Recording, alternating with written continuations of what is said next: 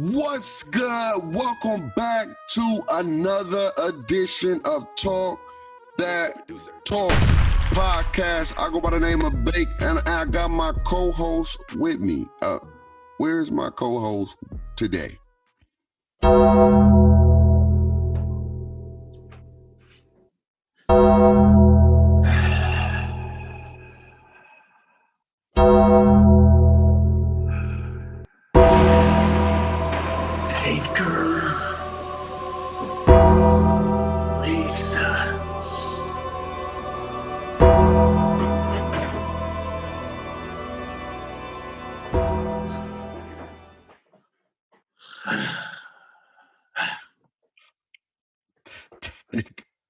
Taker Reasons is in the building. Been traveling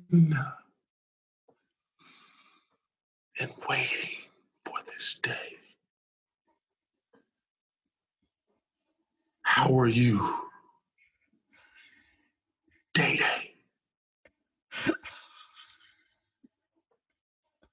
I'm good. I'm solid, man. How are you, Taker Reasons? How you doing today, man?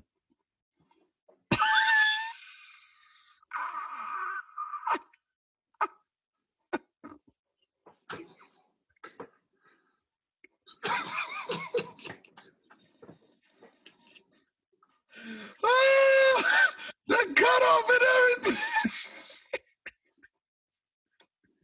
So how you doing today, Taker Reasons? You solid?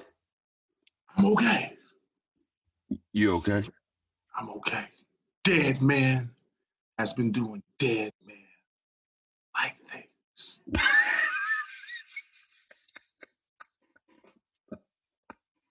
I feel it. So you are you gonna be for the whole show, or are we gonna get too many reasons throughout the show, and you gonna come back? We gonna have you for the whole show, right? Take a reason. I'm here for a little bit to introduce, and I'll be back at the end. Well, we happy to have Take a Reason. Shout out to WWE as well. I believe they had their Extreme Rules pay-per event, man. I think it was Braun Strowman against the what's his name? God. Braun Strowman versus Bray Wyatt. Yes. So shout out to them, or whatever the case, man. It had a WWE heavyweight championship match. I'm not gonna spoil it for you, so definitely go check that out on WWE Network. But we got a dope conversation that we need to talk about today. There's some scandals going on in the NFL, and Washington is in the news yet again. And NFL players are not happy with the NFL not having no kind of protocol to ensure their safety today. So we got some dope things to talk about today. But let's first talk about these scandals that has been going on with Washington yet again. Yeah, man, it's hot in Chocolate City. Because that's what it's named, right? Chocolate City. I mean, that's what. Right. It's hot out there, man. The Washington Football Club currently, because they are without a name. Yes. It's a lot, man. Like, so 15 women 15 women have came out to say something about some kind of sexual misconduct, sexual harassment type stuff in the workplace. 15? 15. That's a lot of women. That is a lot of women. That's a lot of women. And this is my thing, and I said it over the weekend, or not the weekend, but I said it past show on Tuesday. It's like when stuff hit the fan, all kind of other stuff started to come out. You get what I'm saying? Because they're talking about some of these events that been happening a long time, right? Over the years. But it hasn't been came out. Nobody has talked about it. But soon somebody want to talk about it, then everybody else come out of the woodworks and talk about it. And so I don't want to discredit what these women have experienced and what they went through. No, definitely don't. I don't want to do that. That's not what I'm doing. But what I am saying is that this is the part that gets me all the time. Like, if you're feeling these types of things, and some people don't even work there no more, and it happened to them, why not talk about it in the root? You know what I mean? To get rid of, yeah, because, I mean, you know, like, I'm big into that, and, you know, people always come back and say, you know, women, you know, jobs is on the line, and they didn't want to risk that, and then didn't nobody want to believe them, and then, you know, it's just like a lot. And I understand. You feel me? I definitely get it, and I, you know, you don't want to be insensitive or nothing to that nature. But I also look at it like, if the first 3 women that it happened to was to come out and say something, we prevent 12 more. You know, and that's always in my mindset, that I know it's hard. You feel me, to speak out on something like that, to jeopardize it, but by you speaking out, it prevents possibly more people suffering from the same thing that you suffer from. You know, because I even saw this E60 this past weekend of alleged sexual assault and sexual misconduct of a older, she's older now, she's like in her 50s or 60s, I believe. She attended the University of Michigan, and their team doctor, when she went to go see the team doctor, did some real weird procedures and had her stripped naked, and he was fondling and touching her in unnecessary places, and it's just supposed to be a checkup. He even told her that her breasts are not the right size for guys to even want to like. And it's like, that's not how you know, physical, you know, that's not how physicals go. But you feel me? She didn't necessarily, she said something, and then it got swept underneath the rug. And it was more that kind of came out later on. The doctor who did this passed away, I believe, in like 2008 or sometime in the early 2000s or whatever the case is. But you feel me? I feel like a lot of women go through that part where they do go speak up, but then the powers that be sweep it underneath the rugs. Quiet civil suits, or they got money to make sure you never get to hush it. And then too, I think a lot has to do with being blackballed from getting any other opportunities in Washington, right? And so or any other team. Or any other team, right? Yeah, it can impact their career. So the fear of that happening. So I definitely get it. Like I said, I'm not discrediting. I'm not saying they doing it for the wrong reasons. I'm not saying that at all. I know to come out of those situations, it's tough. It's tough. But even if I go a little bit deeper, if I'm not mistaken, I believe the Washington owner, if I'm not mistaken, or someone that's at the top seat, if I'm not mistaken, was in a lot of this discussion with the sexual harassments. Yeah, I didn't dive too much all into it just yet, but you know, it's just a lot. And I don't necessarily know if it was Dan Snyder that's involved, but what people are saying is the culture of your organization starts at the top. And if your owner is not doing all the right things and all these protocols and everything is going the right way, you're going to have this. Because when you look at top-notch organizations like the New England Patriots, well, maybe not them because they always got something. So never mind. Let's scratch them off the list. Let's just go to like the Baltimore Ravens. You know, even the Dallas Cowboys. There's never really no real scandals about how their organization is. Just Jerry Jones is doing a little too much talking.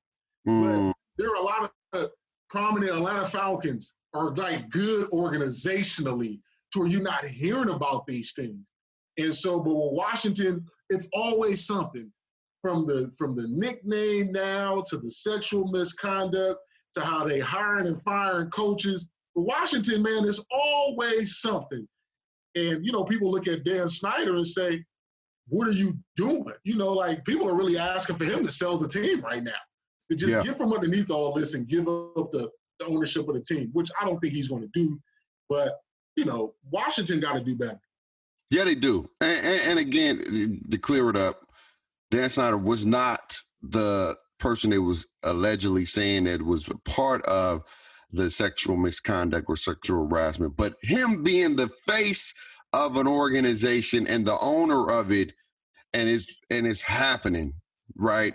Is what are you doing to help prevent this, right? And it's not giving the organization a good light. And so if he do not sell the team, because he's not only dealing with that, he's dealing with the team change and the logo change.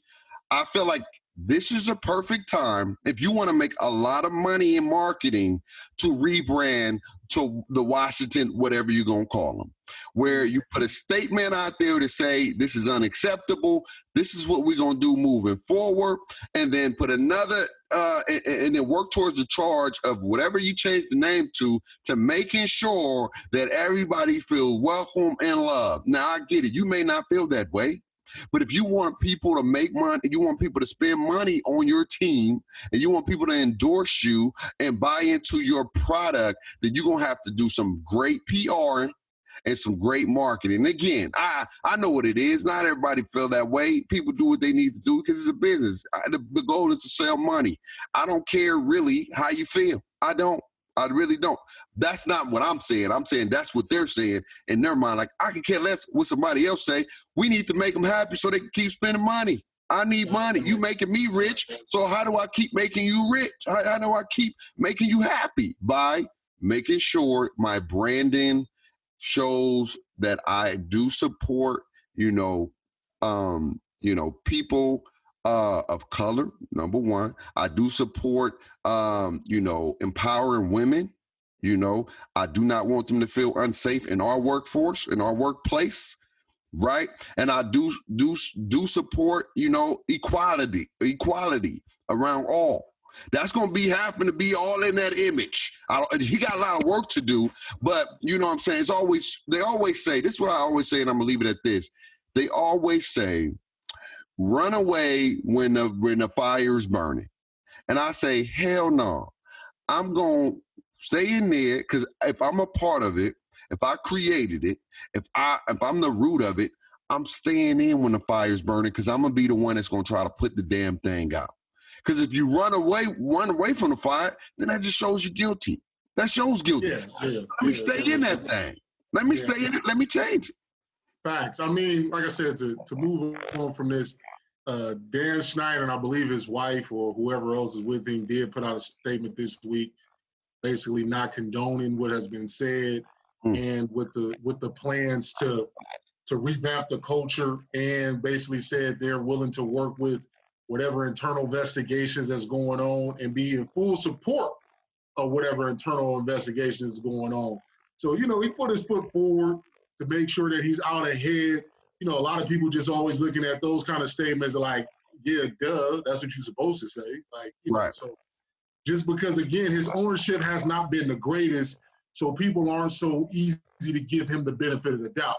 And like you said, he has a lot of cultural rebranding, team rebranding, his own damn self rebranding to fit what the league is going forward. So, right. We'll see. Hold that thought. We dealing with some technical difficulties again with the Zoom and the mics. So give me a sec. All right. Let me ask to. No, I don't want to do that. We're gonna restart. Here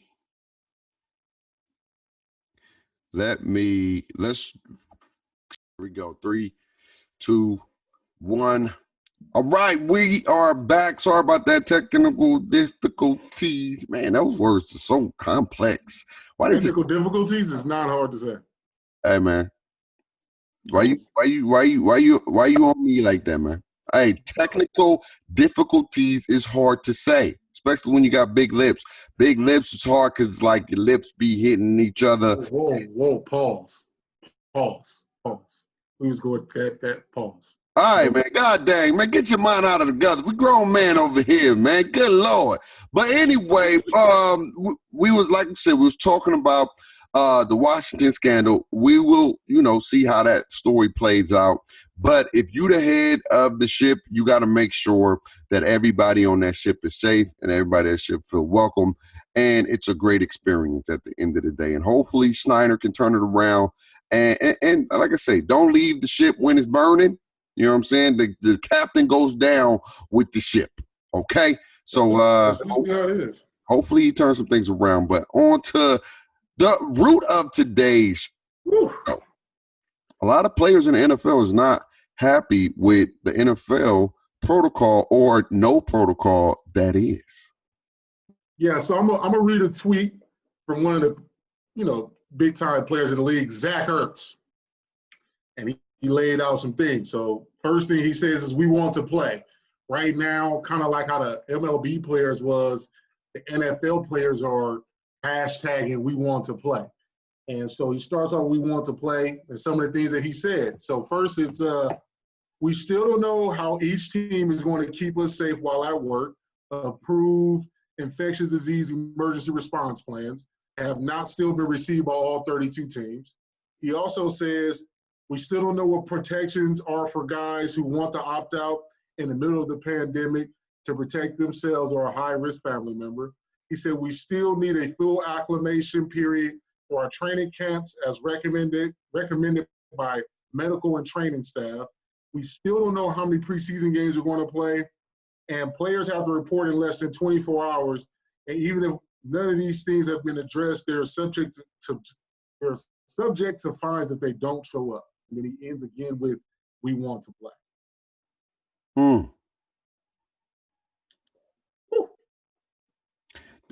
That's intense to be a player, to put that out there, because it's going to come with a lot of, not say scrutiny, but it's going to come with a lot of perspective, a lot of feedback, a lot of folks wondering, like, what's really going on with the NFL? Why don't you have any kind of protocols? And maybe they're working on protocols. I don't know. Maybe they're working on They've had the longest time. I know, but I'm just saying, I think they haven't came up with the best protocol for them to be successful to play football.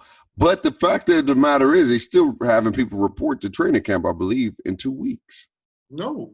So wait. So the $500 million man tweeted, getting ready to report to camp this week, hoping that the NFL will come to the agreement with the safe and right protocol so we can feel protected playing the sport we love.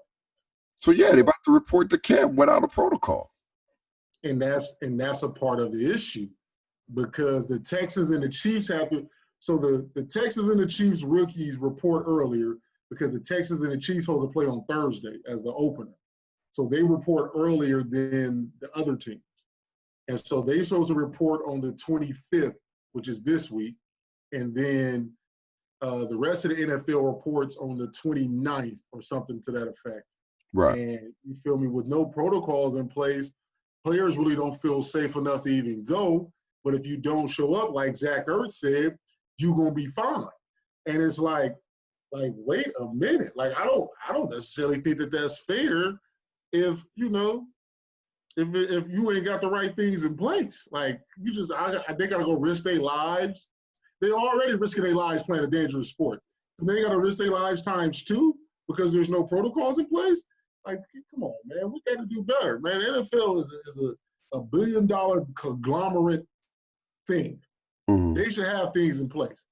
You should have been following the NBA's type thing or talking to them. Like, I feel like every league should have been talking to each other. I agree with that. I think they should have been piggybacking in some degree, but basketball is different than these other sports when it comes to playing. Like, you got more people on a baseball team, you got more people on a football team, and so it's more people you have to attest to. Whereas basketball, it's not that many. It's 300 people, right? 300 and maybe 24 or 30 people total in this bubble in Florida, where an NFL roster consists of 50 people dang near. So two teams already equals up to 100. There's 32 teams in the NFL? Yeah. So 32 times 50 is what? It's a lot. It's a lot of players that you got to account for. So it's very, very much more complex than it is. So I do agree that they should have been talking to those folks, but it's a total different animal. It's a total different sport, and it's a total different protocol. And I think they don't have a protocol. It's hard. How do you come up with a protocol that's going to be safe without putting people in a bubble? Yeah, I mean, look, a couple of weeks ago, last week, I brought the idea of what they could do, right? Or 2 weeks ago, 2 shows ago. So I've even expanded on my ideology. So you know how I said the whole bubble system with the training camp, right? So boom, send all the players to the bubble, station them at one hotel, do your testing kind of like how the NBA is. But each team is in their own requisite city bubble. You basically got to be away from your family for about 3 weeks. 3 weeks to 4 weeks, however that has to go, right? Because they're in this bubble, and like how we said, only way you can catch COVID is if you allow somebody new to come in. This is how they're able to test without testing with so many. So you only need to administrate 2 tests per week. So in a 7-day period, 2 tests per week, whether you want to do it like a Tuesday, Saturday, however you want to do it, 2 tests per week. Because for the most part, if you tested somebody Tuesday and they ain't left and everybody's been safe, that means hopefully by Friday, it should still be the same. Is that a safe assumption? Somewhat, but they're going to have to test. They're going to have to do 3 series of tests. You're going to have to test throughout the week. You're going to have to test if you're traveling, and then you're going to have to test before the game. Right now, with training camp, they're not worried about travel. So that's what I'm saying. Just for training camp, you can probably do about 2 tests per week because nobody should be leaving or entering. So to add on to that, here's the issue. I'm going to tell you what the only way it's going to be feasible, not feasible, but logical. The NFL is going to have to identify, because what they're doing with the NBA is once you come in a bubble, you can't go see your family no more. This is 3-4 months away from your family. So the NFL is going to have to identify when does training camp start, and when training camp starts, you're in the bubble until the end of the season. Point blank. Period. There's no going out of the bubble. There's no, okay, we in the bubble for training camp, then we get to go home. No, there's none of that. There's none of that. You're going to have to literally be in the bubble to dang near the first week of August, all the way until the Super Bowl, or when you're not going to the playoffs or whatever the case may be, until the end of the season. Just put it that way. You're going to have to be in bubble protocol from training camp to preseason to regular season to the playoffs if you make it. If you don't make the playoff, you can go back being home with your family. But it's pretty much like you're going off to war. You're going off to war for like 4 to 5 months, and you can't come home, because that is the issue with people going home. If you go home, the chances of you catching it is increased because you're not in the safety of the bubble. So then you're going to get tested, and if you get tested, then you can get in trouble. You can risk the chance of catching it. But they got to do a bubble, and it has to be sort of like the NBA, where you cannot leave that bubble unless it's a strenuous circumstance. I think we don't have to go that far. I hear you. It makes sense. I think like I said, training camp, I think we skip out on full preseason games, maybe one, and you try to do that as regionally located as possible. So, for example, the Baltimore Ravens and the Washington football team, close in proximity. The Tampa Bay Buccaneers and all those Florida teams. You can do Tampa and New Orleans. The Cowboys versus the Texans. You got the California teams. And like I feel like you figure out one preseason game to fit that. So because everybody's at training camp anyway, so then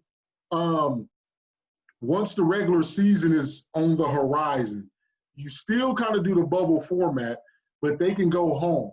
So usually, but when you go home, but your family has to be tested. So you don't get to you got two places to go. Two. You got the bubble because I was getting to that point. So when you do go home to your family, so when training camp ends, the preseason ends, whatever the case is, and you kind of go home to your family. NFL teams don't practice until Wednesday. For the most part, Monday and Tuesday is about meetings. So the meetings don't need to be conducted in person. Obviously, we can do those same meetings on Zoom. Your family's been tested. They all good. You at home with that. Wednesday through Saturday, you back in your bubble. You back in your bubble. Boom. Wednesday through Saturday, you fly out. And if, again, kind of going back to what I said, if you are playing, you fly straight from that city to the next city because it's just going to be a revolving door. So then when you do finally make it back home, boom, then you can go see your family, blase, and then you start the week back over. That way you give players a chance to see the family. Here's the thing. You only got two places to go. When you allow a player to leave that bubble, then there's a risk of them catching the virus. Point blank, period. If you want to have the family environment aspect in the bubble, then you're going to have to test family, and they're going to have to get tested first, get cleared in order to come to the bubble, to spend time in the bubble with the player, and then they got to leave. Point blank, period. When you give people the opportunity to go, you got to understand, bro, it's different than the NBA. There's 300 players. You're talking about thousands of NFL players that got a chance to go home. That's thousands of possibilities. The NFL is not going to send a COVID test to the house because you can't dictate that. You can't control that. Cool. I mean, but not them going to the NFL. But that's what I'm saying. You're saying that the family got to be tested. That who going to test them? They go to the regular doctor. Okay, like normal people. That's too many possibilities of them contracting a virus. You don't know. Anything can happen when you go out in a world that you can't control. You can't control what other people are doing. You can't control people wearing a mask, people not wearing a mask. I'm saying the only way, if we're going to have football, is that they're going to have to be in a bubble when the training camp starts all the way to the regular season. And I don't even think, to be honest with you, they don't like that. I understand they don't like that, but it's not about what you like and what you don't like. It's about what's going to be efficient for you to be able to play. Now, if you go home, the more times you go home, the more chances you get of possibly contracting the virus. And here's the thing, even when it comes to preseason, I don't even think, and this is my opinion, I don't think they should play other teams in preseason. I think they should do what the MLB was doing, play each other. You have enough players to determine, they do it in college. They don't have preseason games against other teams. They play against each other. They have red and white games, and the red and white games determine who's going to make the squad and who's not going to make the squad. The quarterback's able to get reps. Of course, you're not going to hurt the quarterback. You're not going to put and it actually work best for the team because it limits the chance of injury. If I'm playing against my own team, yes, we're going to be competitive because we're playing for a spot to be able to go in the bubble, but I don't risk the chances of my quarterback getting hurt. I don't risk the chance of my first round draft pick getting hurt. I don't risk the chance of someone that I know is going to play getting hurt. No, well then you can't play off injury risk because if I'm the 90th dude on the roster, I gotta go hard. When I'm wondering with those players who don't have guaranteed spots, they have to play with a different kind of oomph than the dudes who are guaranteed spots.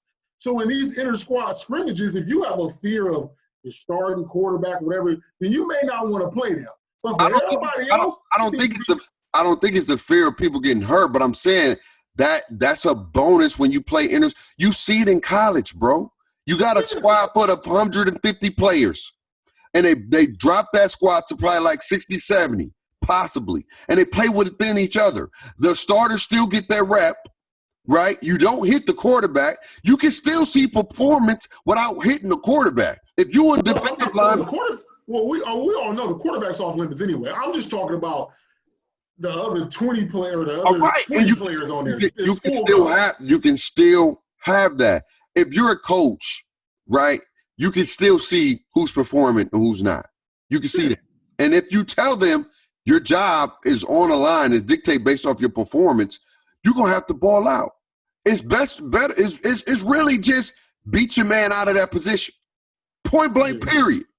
But I'm telling you, if you create this ideal where you're giving people to go home every single week, I guarantee you. No, what I was saying, for the most part, training camp, you're in this bubble. Like, for the next 3.5, 4 weeks, whatever the right amount of time you need, quote unquote, to get ready, right? So training camp, you for sure in this bubble. All I'm saying is when a regular season is about to start, you either give the players, a day or two, but their family has already went off, then got tested. Because I believe a lot of players have already been sending their families to go get tested. There's so much free testing going on right now, so you can walk up, get tested, and be cool, just like a normal U.S. citizen. Right. So look at the NBA, bro. Look at the NBA. Why the family's not able to go to the bubble? Because the NBA already has a short amount of time. No. The NBA bro, they about to play basketball for 3 months. I know. Well, so hear me. I know. But I'm just saying the NBA, as far as like their protocols, whatever the case is, because again, like you said, it's smaller and they put all the teams in one place. You can't put all NFL teams in one place and play it like that. So there's going to have to be some kind of give and some kind of take based on the simple fact of have to see your family virtual. You're going to have to see them virtually. Point blank, period. And if you do want to have family within the bubble, within your space, they're going to have to be tested before they can even come on the location wherever y'all going to be at. And that's the best way you're going to be able to do it if you're going to have a season, bro. You cannot create possibilities where they get the option of going home throughout the regular season. I get it. You say, hey, the family shouldn't have it. They should be good. They're going to be tested. But then the family do stuff. The family go to the store. The family go out. The family may not be in the house 24/7. So they putting themselves at chances or risk of possibly catching it. And here's the thing. You can maybe not have, let's say you test negative, but then you go out and let's say you asymptomatic and you got the virus. And you got the virus, you don't know. The mayor of Atlanta didn't know she had the virus until her husband caught it. So you can still catch it and not even know. And then I'm an NFL player. I go home because my wife didn't test positive for the coronavirus at first, but she went out, maybe contracted it, don't show no symptoms, and now I come back and I got the virus. Now I'm out of a job for 2 weeks.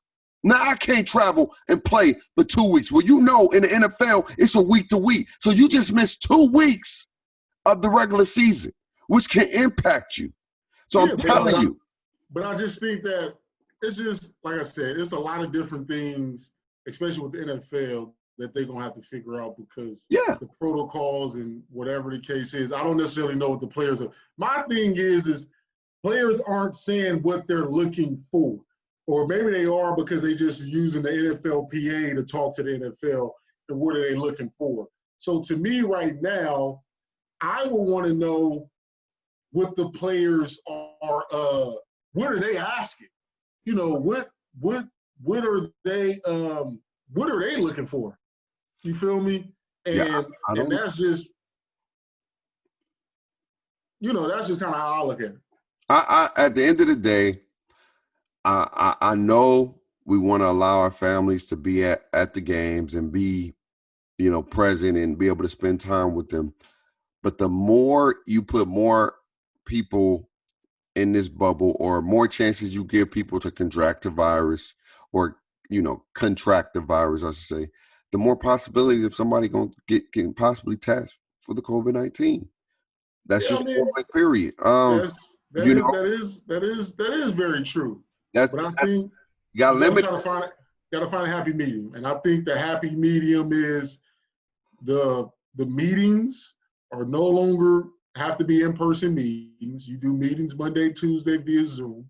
You can players go back to the players do their bubble, go back to their bubble Wednesday through Saturday or Sunday, and you feel me? They just locked in like that. We'll find out, but I just feel like that way of doing it creates more possibilities of folks contracting the virus. That's just point blank period. I do think they need a protocol where if you choose not to play, you shouldn't get fined.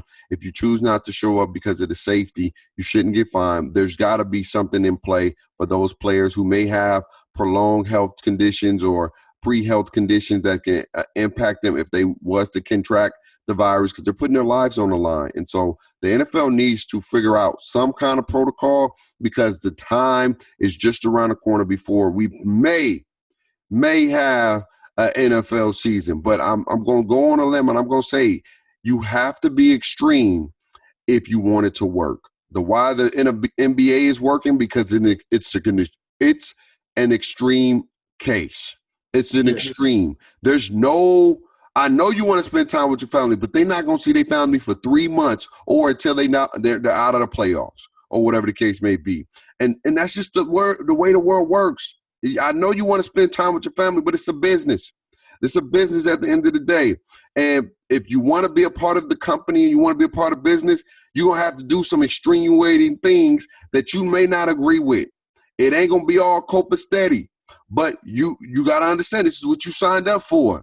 This is what you signed up for. So I wouldn't be surprised if the NFL create this bubble within a bubble where when we start family visits, it's off limits and there's no going home. If you want to see your family, we may have a day where you can spend time, but they have to be tested for the virus before they can take place on the location where we're going to be located.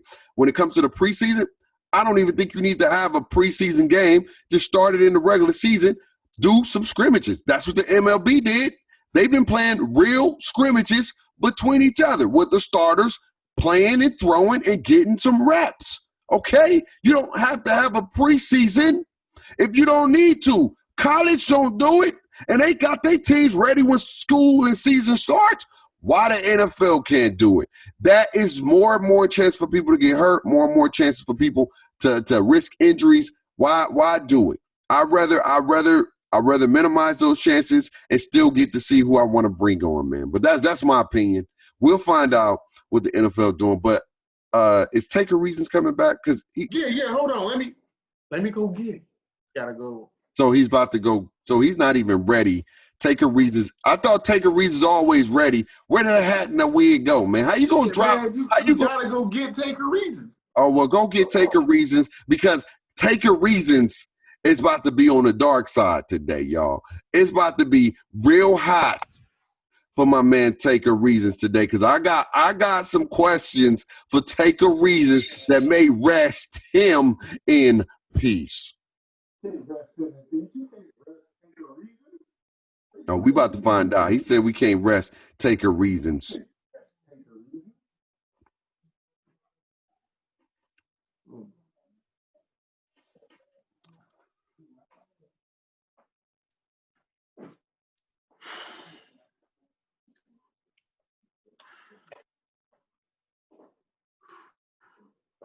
Are you ready for this hot seat, Taker Reasons?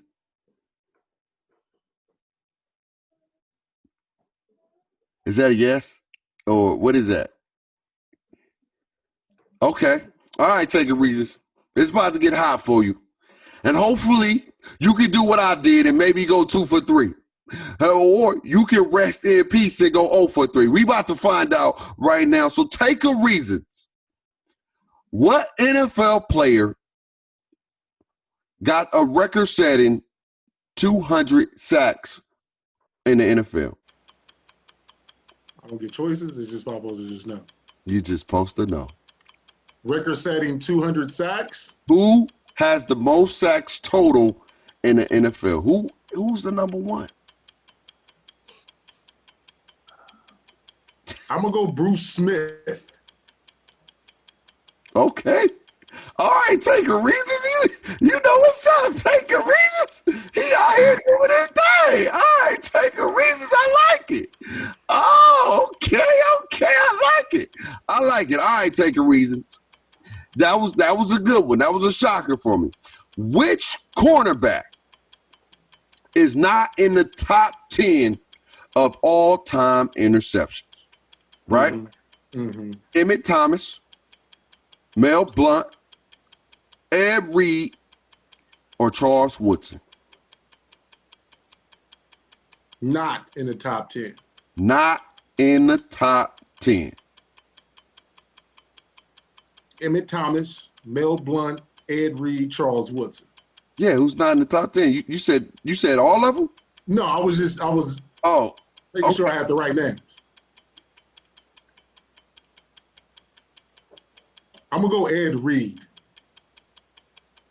Take a reasons that rest in peace. It's getting a little bit closer. It's getting a little closer. That is wrong. Ed Reed is in the top 10. Emmett Thomas is not in the top 10. Okay. I feel like you throw a real regular weird name. Oh no! I'm throwing real names. I'm about to get you weird real quick. All right. What NFL running back is number 5 on an all-time rushing leader list? Frank Gore, Curtis Martin, LaDainian Tomlinson, or Adrian Peterson? Who's top 5? Who's number 5? Who's number 5? Who's number 5? Take a reason. This is going to determine if you rest in peace. Okay, so we have Walter Payton we have Emmitt Smith at 1, Walter Payton at 2. Who didn't slid into 3?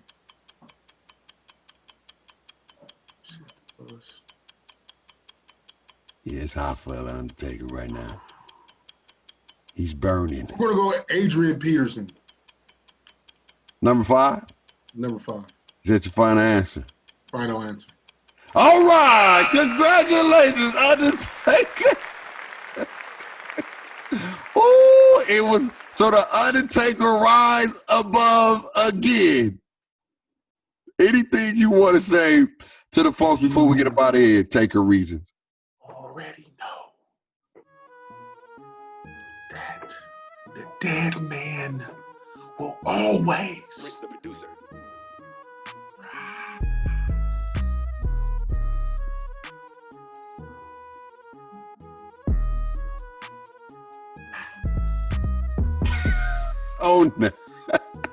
On that note, we will see y'all next week.